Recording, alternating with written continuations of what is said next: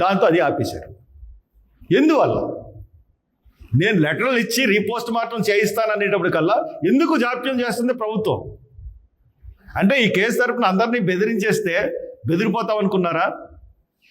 ఏమనుకుని మీరు police department ప్రభుత్వం ఇటువంటి వేషాలు వేస్తూ ఉంది? అంటే ఎవరు మాట్లాడుకోకుండా అందరినీ బెదిరించేస్తే అందరూ మీ చెప్పు చేతల్లో ఉంటారు, మీరు ఇష్టానుసారంగా చేద్దాం అనుకుంటుందా పోలీస్ డిపార్ట్మెంటు? నేను అందరు అటువంటి కాదు. Mister SP, mister DGP and mister CM, నీకు కూడా తెలుసు సీఎం గారికి. నేను ఒక తప్పుడు కేసులో 48 రోజులు జైల్లో ఉన్నాను. నేను ఆర్థిక నేరం చేయలేదు, లేకపోతే స్కాములు చేయలేదు. నా జీవితంలో ఎప్పుడు కూడా ఒక చిన్న తప్పు మీద జైలుకి రిమాండ్కి వెళ్ళింది లేదు.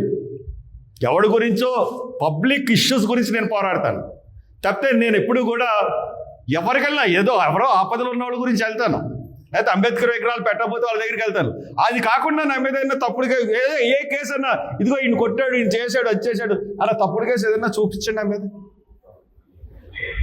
ఇది ప్రవీణ్ ప్రగడాల అది హత్య అని నేను నమ్ముతున్నాను. నేను నమ్ముతున్నప్పుడు మీరు ఆత్మహత్య అంటున్నారు. ఆత్మహత్యని ప్రూవ్ చేయలేకపోతున్నారు, ఆ యాక్సిడెంట్ అని ప్రూవ్ చేయలేకపోతున్నారు. నేనేమో అది హత్య చేసి అక్కడ పడేసారు బాడీని అంటున్నాను. నేను ఏకంగా సీన్ కన్స్ట్రక్షన్స్లో కూడా బండిసుకుని వెళ్తాను, మీరు రండి అన్నారు. దానికి మీ దగ్గర నుంచి సమాధానం రాలేదు. పోనీ ఆ రోజున హాస్పిటల్ చెక్ చేశారంటే ఏ హాస్పిటల్ చెక్ చేయలేదు. ఎంతో తప్పండి అది. అంటే ఇన్వెస్టిగేషన్ అంటే యాక్సిడెంట్ అనేది ఎలా చూపించాలా, మొత్తం దృష్టంతా దాని మీద పెడితే అసలు ఈ హత్య అన్న వైపు ఇన్వెస్టిగేషన్ ఎలాగపోతే ఇది ఎలాగ ఇన్వెస్టిగేషన్ అవుతుంది? ప్రవీణ్ పగడాల అన్న ఆయన ఈరోజు వాళ్ళ కుటుంబానికి ఆయన ఆప్తుడు, భార్యకి భర్త, పిల్లలకి తండ్రి. బట్ సంఘాలన్నీ ఈ రోజున మేమందరం ఆయన కుటుంబ సభ్యుడు అనుకునే మేమందరం కూడా ఆయన హత్య జరిగిన విధానాన్ని చూసి ఆయన్ని కొట్టి పారేశారు. ఎందువల్లంటే మేము హత్యని ఎలాగనుకుంటున్నాం? తల మీద గాయాలు ఉన్నాయి. హెల్మెట్ ఉంటే తల మీద గాయాలు ఎలాగుంటాయి? ముక్కు మీద ఇలా కోసుకుపోయినట్టు గాయాలు ఉన్నాయి. బండి మామూలుగా ఉంది, పడేసినట్టు మీద పెట్టినట్టు ఉంది. ఎన్నిటి వైపు దృష్ట్యా మేము హత్య అంటుంటే మీరు యాక్సిడెంట్ అంటున్నారు. తర్వాత నిన్న నా మీద ఒక కేసు పెట్టారు.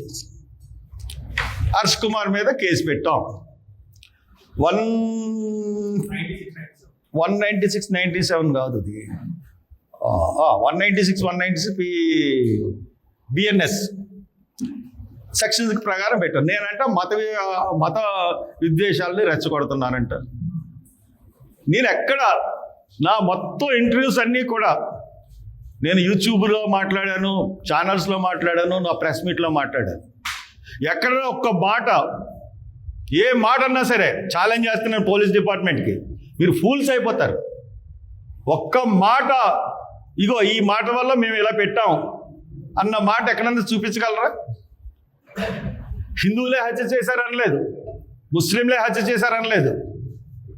హిందూ ఫ్యానటిక్స్ అన్న చేసి ఉండొచ్చు, ముస్లిం ఫ్యానటిక్స్ అన్న చేసొచ్చు. క్రిస్టియన్స్లో కూడా ఈయన అభివృద్ధి ఈయన అభివృద్ధిని సహించుకోలేని వాళ్ళన్నా చేసి ఉండొచ్చు అని చెప్పని తప్పితే ఎప్పుడు ఏ మతం మీద నేను నేరం మోపలేదు. ఒక నిజాన్ని బయటకు తీసుకురావాలన్నదే నా ప్రయత్నం. దానికి నన్ను నా మీద కేసు పెట్టి నేను ఏమన్నా చిన్నపిల్లున్నా, నాకేం చట్టం తెలీదా, నేను ఏమన్నా మీకు భయపడి ఉన్నా? ఎన్ని కేసులు పెట్టారు నా మీద? ప్రతి ఏ గవర్నమెంట్ వచ్చినా కేసులు పెట్టకుండా ఉందా?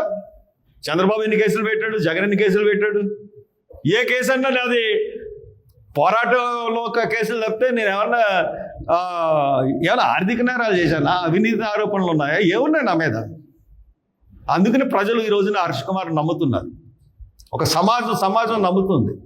నేను సెక్యులర్ని, నేను హిందూ మతాలు ఆచరిస్తాను, క్రిస్టియన్ మతం ఆచరిస్తాను, మొన్న రంజాన్ మతం కూడా ఆచరించాను, మొన్న ఇఫ్తార్ కూడా పెట్టాను. క్రిస్మస్ చేసుకుంటాను, ఈస్టర్ చేసుకుంటాను, దీపావళి చేసుకుంటాను, వినాయక చవితి చేసుకుంటాను, రంజాన్ చేసుకుంటాను, బక్రీద్ చేసుకుంటాను. సెక్యులర్ భావాలు ఉన్న కుటుంబం మాది. మా కోడలు జైన్, నా భార్య వేరే కులం, కొప్పులు వెలమ కులం, నేను మాల. ఇలా రకరకాల కులాలు ఉన్న కుటుంబం మాది. ఒక కులం మీద కానీ ఒక మతం మీద కానీ మాకు ప్రత్యేకమైన ఇది ఉండదు. అందరూ సమానమే. సెక్యులర్ కుటుంబం అనడానికి, సెక్యులర్ అని నేను అనడానికి ఏదన్నా అన్ని రుజువులే. నేను మనసులో ఏ దేవుడిని కొలుస్తాను, నేను మనసులో ఏ దేవుడిని పూజించుకుంటాను, అది నా సొంత అభిప్రాయం. నేను ఆ దేవుడిని కొలుచుకుంటాను.